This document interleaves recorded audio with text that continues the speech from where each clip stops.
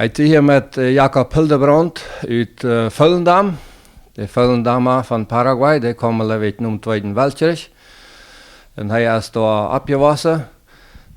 Dankzij dat u eenmaal hier bent. Dankzij ook voor de gelegenheid, weet wat te zeggen.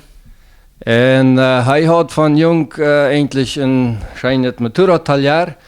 Heeft ook dan met goed geschafft, maar heeft dan zijn mening geändert en is missionair geworden. Waar is het tot gekomen? Ja, dat is een lange geschichte, dat we halt, dat we komen redners van buiten met die uit te doen had en dem dat uit een jongschar arbeid deed. En die einer die zei me dan eenmaal, die we van Brazilië, en die zei me, dat de mens, die was zo begeisterd, die beter eruit maken voor die zaak, ja. En ik dacht me zo, ja, die heeft natuurlijk geen ahnung wat hij doet. Dan weer dat een jaar later, vielleicht met meer, met weniger, nicht weniger als een jaar, later, vielleicht ook 2, kwam nog einer, ook een redner van Brazilië voor onze vrijzeiten, dat we vrij zo, dat man had de vrijzeiten met een redner, jongschar, jugend en ehe. En voor ik was daar met de jongschar, en dan zei hij te mij, aber irgendwie so ganz klar, verstand ik dat mens van God hierop, dan laat hem niet wat reden te die. Daar ging mij dat dass wir dort sagen, durch dem ganzen Gebein, dass wir da mal die ganz klar, ich habe einen Raub und rede mit der Früder darüber. Wir futs auch begeistert, das heißt, ich will mir auch mit rein gemacht am Arbeit. Wir wussten dann nicht, dass wir wurde direkt die Mission manche Paraguayer, Latinos machen, aber wir wussten, dass die den Raub hatten. So, und dann tragen wir los zum Center. So, dann ging je, als je befreit werd, ging je eigentlich noch einmal Bibelschule. Ja, wir werden 2 Jahre befreit und dann gingen wir zum Center. Wie lang? Ja, das war auch was interessant, wie wir eigentlich 2 Jahre lehren. Dan zag hij tot mijn mening dat we brauchen meer als bloß de Theorie, aber es war sehr gut, sehr gute Lehrer, sehr viel geleerd, aber ich brauche mehr, ich will Praxis haben. Und dann deit wir ein Jahr in Roque Alonso mit dem wohlbekannten Missionar Ernst Wiens, deit wir ein Jahr dort wohnen und arbeiten. Er gab uns dann eine Gemeinde, wenn wir dann mit seinen Rot können arbeiten, dat wir dann das praktische Jahr. Daarna vroeg man uns vom Zentrum, als sie nicht wollen, ein Jahr heim älter sein, wenn sie hat immer in den Ferien auch gearbeitet. Wir hatten hier nicht Geld als Studenten. Und verdienten uns einen Unterhalt dann da. Und dann wurde er da fragen, der braucht dann heim für das zur Überbrückung ein Jahr. Und dort deit wir dann ein Jahr, und nach dem Jahr machen wir dann auch ein Jahr Studium. Ich habe 3 Jahre Theologiestudium. Okay, die werden in Schweiz Center, das ist eine Bibelschule hier in Paraguay. Und dann noch, von dann an hast du endlich in der Latein-Paraguayen Bett nu gearbeitet. Was wäre die Arbeit? So ist es, ja. Die Arbeit wir hatten in Volendam, die Mennonitengemeinde, der hat all 3 Missionsgemeinden in einer Schule, die angefangen hat, ein paar Jahre alt. En dan kwam ik terug naar Volendam en daar was een missionair, die had al in Klimbet an eine kleine Stadt gearbeitet, hat da am Synod einmal mit Gebetsstund und auch ein bisschen Gottesdienst. Und dort übergab die uns dann, und aber alles wie immer vom Zentrum ein Haus fuhren, wenn wir mal ein Haus fuhren, da ist wieder nicht das neu, dann fuhren wir seltener. Und hatte immer ein Fall, wenn wir dort Stadt gekommen, was nicht weit auf, 22 Kilometer auf von Volendam. Da soll wir arbeiten und so wie das. Da fangen wir dann an, ganz mit Paraguay von null praktisch, haben dann da eine Gemeinde gegründet. Sie wohnten dort? Dann, wie wir dann stellt sich an Volendam, und dort wir für die Gemeindegemeinde was nicht, in Falltiden Missionar, ich will nicht fall, ich habe Hus arbeiten in Volendam, am Talier war da ein kleines Stoffchen, am mein Unterhalt. Und irgendwann kommen die dann fragen, was sie nicht wollen, die Hand reichen, und wir hatten dort den Wunsch aber auch alle, und das wäre alles so Führungen, die rannten sehr, sehr interessant auf. Ja, und dann fangen wir da an, gründen eine Gemeinde, dann nachher noch eine in die Zone, nachher noch eine, und später habe ich dann noch, also 3 wieder da, und da habe ich 10, die habe ich dann alles so begleitet und gegründet, ja. Eine hat sich ziemlich allein entwickelt, all das einen Arbeit, ja. So, du hast viel Praxis und Missionsarbeit, aber inzwischen habe ich auch noch einen Radiosender abgebaut und da ist da auch viel En er ist auch viel Charlas geweest, glaube ich, auch gerade für Jugend, da an Schule, ich weiß nicht, wo ist das, eine Jugendschule? Ja, wir haben 2 Radios vandaag, zijn nu daarbij een grote commerciaalzender te krijgen. En ja, dat weer zo, dat de missionaren met wanneer over de tijd, wie wil die een goede team. En die willen radio hebben. En ik geloof dat het wichtig zijn. En dan mogen we eind op een steden. Dat is dan om noorden van Volendam. En eind loopt dat dan om zuiden van Volendam. Dus we hebben vandaag 2 radios wat functioneren. Radio Comunitaria. Ja, en de radios hebben dan natuurlijk programma. En dan de charlas en de scholen. En de nationaalscholen. Dat heb ik al... Ja, het zijn nu meest... dat waren al 16 jaar zijn. Wat ik dan met aanvang ongeveer. Immer wann tijd weer, ich had wenig tijd, wenn de arbeid wordt immer geraten. De arbeid wordt veel te hastig te groot, dat had ik irgendwie gar nicht gemeten, gescheit. Da haben wir dann auch Schein dran, je arbeid. Aber, und dann, die Charlas brengen an eine Nationalschule, ja. Wat hast du die besondere Charlas besonders mit der Jugend? Was hast du da ein Beispiel, was du vielleicht hier vertellen willst? Ja, ich habe 2 Beispiele. Die erste Charla, was ich immer das erste Jahr und die ganze Zeit rundum und sehr viele Kollegen habe ich dort getan. Dort wir metas que debe tener el joven en la vida o tratar el joven en la vida. Dort ging darum, hay que soñar porque soñar es gratis, mini carga cuesta 2000. Dat meint de telefoonlode, ja. Also, die moet dromen im Leben. Wat willst du im Leben? En daar had ik dan immer Beispiele. Dat weer de eerste eine Charla. Mittlerweile habe ich noch eine, die habe ich ein bisschen von den Japanern aufgecheckt, die Charla. Das heißt, ich habe die dann dort abgebaut. Aber das war mir so sehr interessant, die Charla, und die hat auch einen guten Impact auch all gehabt.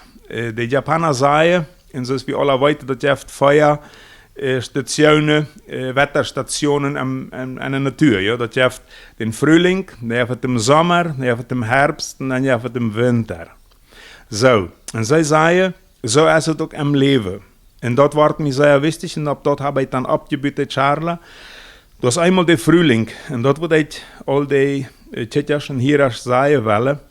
Die jungen Menschen, wenn die sich eine Frühlingszeit, das meint, die Frühlingszeit ist die Zeit, wo die halt, die wird geboren, die wächst ab, die wächst physisch, ja, mal sagen, die Körper wächst. Und an der Zeit ist es sehr wichtig, dass der junge Mensch auch eine Weisheit, eine Intelligenz, was das meint, dass er sich vorbereitet hat. Dat hij Schulung macht, dat hij weet, sich vorbereitet für das Leben. Und ganz besonders auch im Geistlichen. Ja, das ist sehr wichtig. Wenn er dort eine Frühlingszeit hat, wenn er sich verantwortungsvoll vorbereitet, und da ist eine Sache, auch die Älteren sind da sehr mitverantwortlich, dass das passiert hat. Dass der Mensch, ein junger Mensch, sich eine Frühlingszeit vorbereitet. Gut, warum ist es so wichtig, eine Frühlingszeit vorbereiten? Damit du im Sommer arbeiten kannst. Das heißt, im Sommer weit wie alle, der Baum, der bringt, schlägt alle Warteln, der bringt Früchte, ja. Also wie weit das alle dort im Sommer steht, wird das meiste zum Beispiel geerntet. Da wird das meiste produziert. Und dort ist die Lebenszeit, wenn der sich haft im Frühling Geld vorbereitet, dann wird er Geld arbeiten im Sommer.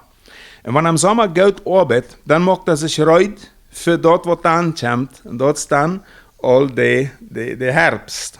Im Herbst weit wie alle fallen die Blätter von den Bäumen. Ja, das sitzt ein bisschen alle, fängt an traurig auszulassen. Und der Japaner sagt dann, dass die Zeit, wo uns die Haare, die Zähne anfangen auszufallen, ja. Wenn der junge Mensch sich im Frühling auf Geld vorbereitet, eine Intelligenz, ja, eine Ethik, eine Moral, nicht Schweinerei treiben. Also junge Menschen, die das sein, trifft nicht an der jungen Jahren Schweinerei. Wenn es die verfolgen, das Leben lang, und die können dem Sommer nicht Geld überstehen, und noch viel schwerer dem Herbst und dem Winter, wo wir noch ankommen. So, wenn die nicht diesen Sommer ausgenutzt haben, dann sind die heute für diese Zeit, wo die anfangen, die Haare und die Zähne auszufallen, um das mal so zu sagen. Das bedeutet, dass das kommt man an die Zeit als Mensch, das ist die Station im Leben, wo das anfängt, alle ein bisschen weiter dauern, wo manchmal gesundheitliche Probleme kommen und so weiter. Und wenn er überhaupt sich Geld vorbereitet im Frühling. Dem Sommer gut geschafft, gut gearbeitet, dann ist er besser vorbereitet für den Frühling. Den Frühling, den kann er dann an der Mutter überbringen und aber dann kommt der Winter. Das ist der letzte Zeit im Leben. Wenn er dem Frühling genutzt hat, Sommer gearbeitet hat, dann kann er dem Herbst überstehen. Ja, das ist jetzt Frühling, das meint Herbst. Ja, Herbst, ja. Gut, dann macht er dafür, dann ist er vorbereitet für den Winter. Und dann, da will ich dann sagen, dann kann die Person, die dann im Winter ist, das all, dann kann die mit den Grautchen spielen, dann hat er wahrscheinlich ein Kleinbett, was Ferien sorgt. Dat kan ik met de grootjes mal wat ondernemen, kan mal met den kunnen wat doen, kan voor den Geschenkje kopen. Want dat alles nicht passiert in de Frühling, ja, de Vorbereitung, de Arbeit, een Geldarbeit, de verantwortungsvoll zijn en de Sommer steht am Leben. En dan dem Herbst an je moeten überstehen und dann kannst du im Winter auch überstehen.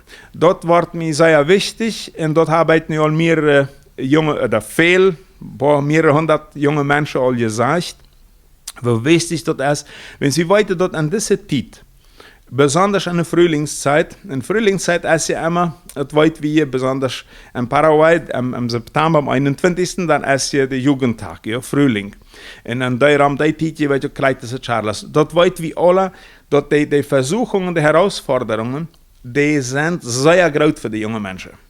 Wenn die jungen Menschen nicht ordentlich die Zeit leben und sich gut vorbereiten, also ganz besonders intelligent, ja, zijn, de Moral abpassen für das moralische Leben und das Geistliche. Man sagt, je wieder man das Geistliche rütschifft, desto schwerer ist das eine klare Entscheidung zu treffen.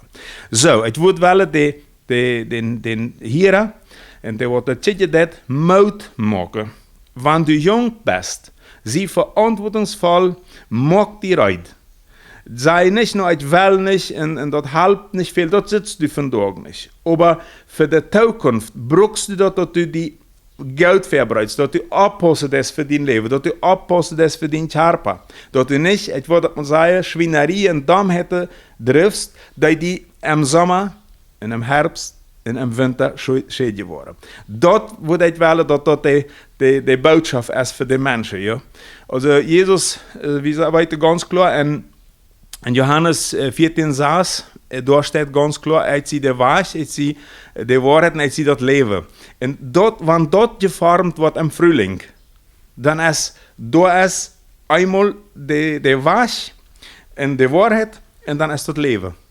Und dann kann man bei dem Winter kommen und dann kann man ein gesegntes Leben führen. Und natürlich, wenn du ein gesegntes Leben führst, dann bist du für andere da. Und das ist mein Wunsch, dass das jeder von den hierarchischen Täters tun kann. Nein, das hört sich gut an. Wir haben eigentlich noch viel zu vertellen, aber der Zeit ist da und wir müssen abhören.